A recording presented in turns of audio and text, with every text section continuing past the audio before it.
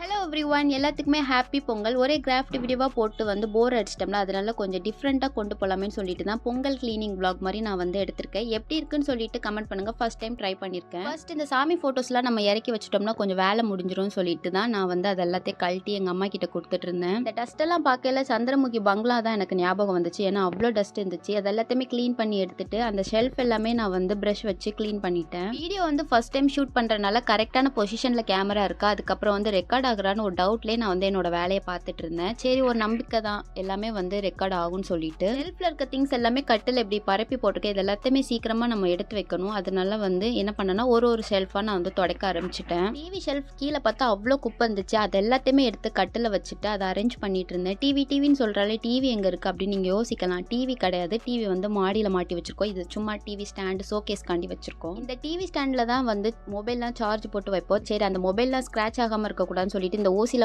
Wallpaper அதில் ஒட்டி விட்டுட்டேன். ஒட்டிட்டே இருக்கும்போது சைடில் எங்கள் அம்மா ரொம்ப வேலை பார்த்து தவிச்சிட்டல, அதனால கொஞ்சம் டீ எடுத்துக்கோ அப்படின்னு சொன்னாங்க. சரின்ட்டு நானும் டீ குடிச்சிட்டே வேலை பார்க்க ஆரம்பிச்சிட்டேன். இது மட்டும் ஏதோ மஞ்சக்காட்டு மைனாவாக தனியாக தெரிஞ்சுட்டே இருந்துச்சு. சரி, கொஞ்ச நாள் யூஸ் பண்ணலாமே சொல்லிட்டு நான் விட்டுட்டேன். அதுக்கப்புறமா லைஃப்லேயே ஃபர்ஸ்ட் டைம் ஃபேன் துடைக்க போகிறேன். என்னடா லைஃப்லேயே ஃபர்ஸ்ட் டைம் ஃபேன் துடைக்கால, இவ வேலையை பார்க்க மாட்டாலாம் நீங்கள் யோசிக்கலாம். வேலைலாம் பார்ப்பேன், இந்த ஃபேன் மட்டும் துடைக்க மாட்டேன். துடைச்சிட்டே இருக்கும்போது எங்கள் அம்மா கூப்பிட்டாங்க இந்த ஷெல்ஃபை உள்ளே எடுத்துகிட்டு வரணுன்ட்டு. பார்த்தா அது அவ்வளோ வெயிட்டாக இருந்துச்சு.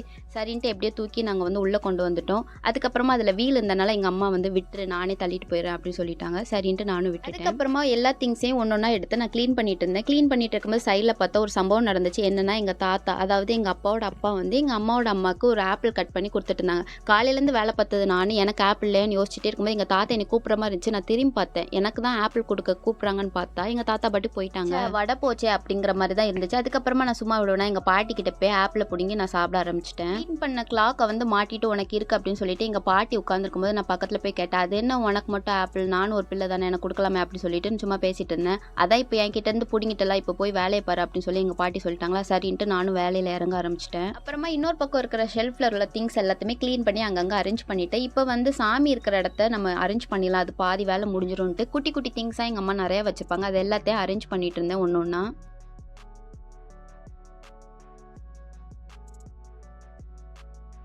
சாமி இருக்கிற ஷெல்ஃபை முடிச்சுட்டு அப்படியே நான் டிவி ஸ்டாண்டுக்கு வந்துட்டேன். டிவி ஸ்டாண்டில் டிவி தான் இல்லை, நம்ம ஸ்பீக்கர் வைக்கலாம்னு சொல்லிட்டு அதெல்லாம் அரேஞ்ச் பண்ணி எல்லா ஃபோட்டோவையும் க்ளீன் பண்ணி மாட்டிட்டு இருந்தேன். இப்போ பெரிய டாஸ்க்கே இந்த கட்டிலெல்லாம் க்ளீன் பண்ணுறது தான். இதில் இருக்க திங்ஸ் எல்லாம் எப்படி வைக்க போகிறோன்னு யோசிச்சு இருக்கும்போது ஒன்று ஒன்றா நான் பேப்பர்லாம் சேஞ்ச் பண்ணிவிட்டு அந்த திங்ஸ் எல்லாத்தையுமே அரேஞ்ச் பண்ணிவிட்டு இப்போ தான் இந்த கட்டில் பார்க்குறதுக்கே கொஞ்சம் நீட்டாக இருக்குது. சாமி ஃபோட்டோ, பாட்டி ஃபோட்டோலாம் தொடச்சிட்டே இருக்கும்போது தான் யோசித்தேன், நம்ம ஃபோட்டோ துடைக்கலன்னு சொல்லிட்டு எங்களோட ஃபேமிலி ஃபோட்டோ தொடச்சி அங்கே க்ளீன் பண்ணி மாட்டிட்டேன். அதுக்கப்புறமா குட்டியாக ஒரு சேர் உண்டு, இது எதுக்கு இருக்குன்னே தெரியல, அதையும் க்ளீன் பண்ணி இங்கே தொங்க விட்டாச்சு. தூசி தட்டுற வேலையெல்லாம் முடிஞ்சிட்டுன்னு நான் ஜாலியாக என்ஜாய் பண்ணியிருக்கும்போது எங்கள் பாட்டி எனக்கு போர் அடிக்க ஏதாச்சும் புக் இருந்தால் கொடுன்னு சொன்னாங்க. ஃபஸ்ட்டு ஒரு புக் எடுத்து கொடுத்தா அது பிடிக்கல, வேற ஒரு புக் எடுத்து கொடுன்னு சொன்னாங்க. இருக்கிற வேலையில் இதுவரை அப்படின்னு சொல்லிட்டு நான் புக் எடுத்து கொடுத்துட்டு இருந்தேன். அதுக்கப்புறமா இந்த வால் ஃபுல்லாக நான் க்ளீன் பண்ணிட்டு இருந்தேன் துணியை வச்சு. எங்கள் அம்மா கேமரா மறைச்சிட்டாங்களா, கொஞ்சம் நீங்கள் தள்ளி நின்று பேசலாம்னு சொல்லிட்டு எங்கள் அம்மா கிட்ட சொல்லிட்டு இருந்தேன். சரி சாரி அப்படின்னு சொல்லிட்டு போயிட்டாங்க. அதுக்கப்புறமா அந்த கட்டெல்லாம் அரேஞ்ச் பண்ணி நான் எங்கள் பாட்டிக்கு பெட் எல்லாம் ரெடி பண்ணிட்டேன். ஏன்னா அவள் படுக்கணும்னு சொல்லிட்டு இருந்தா. பாதி வேலை முடிஞ்சிட்டு ஃப்ளோர் மட்டும்தான் இருக்குது க்ளீன் பண்ணுறதுக்கு. அதெல்லாம் பெருக்கி விடுறதெல்லாம் பார்க்கும்போது தான் சைட் கேப்பில் எங்கள் பாட்டி படுத்துட்டேன். என்னால் முடியலப்பா இவ்வளோ நேரம் உட்காந்துருக்கேன்னு சொல்லிட்டு சரின்னு சொல்லிட்டு நான் வீட்டை பெருக்க ஆரம்பிச்சிட்டேன்.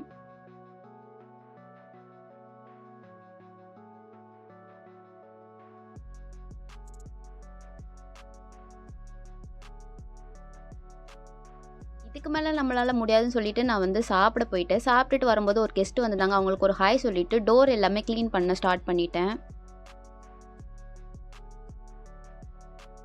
ஒரு வழியாக இந்த ரூமை க்ளீன் பண்ணியாச்சு. இன்னுமே இந்த ஒரு ரூம் தான், இதை க்ளீன் பண்ணிட்டோம்னா வேலை முடிஞ்சு. இந்த ரூமில் அவ்வளோவா திங்ஸ் இருக்காது, ஃபோட்டோஸ் தான் நிறைய இருக்கும். இப்போ எனக்கு பின்னாடி பார்த்தீங்கன்னா அவ்வளோ ஃபோட்டோஸ் இருக்குல்ல, அது எல்லாத்தையுமே கழட்டி வைக்கணும்.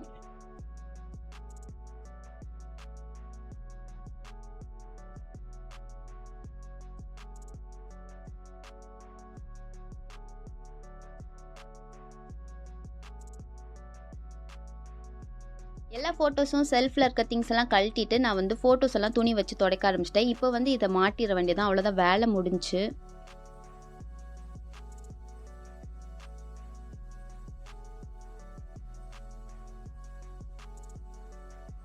ஒரு வழியாக ஃபோட்டோஸ்லாம் நான் மாட்டி விட்டுட்டேன். அதுக்கப்புறமா இந்த டைல்ஸ் தான், இந்த டைல்ஸை ஏன் தான் ஒட்டினாங்களோ தெரியல, இதனாலே கூட கொஞ்சம் வேலை இருக்கிற மாதிரி இருக்குது. இதெல்லாத்தையும் கடை நான் துடைக்க ஆரம்பிச்சிட்டேன். இதெல்லாம் துடைச்சி முடிச்சிட்டோம்னா இந்த கீழே இருக்க குப்பையெல்லாம் அரேஞ்ச் பண்ணிட்டோம்னா அவ்வளோதான் வேலையை முடிஞ்சு.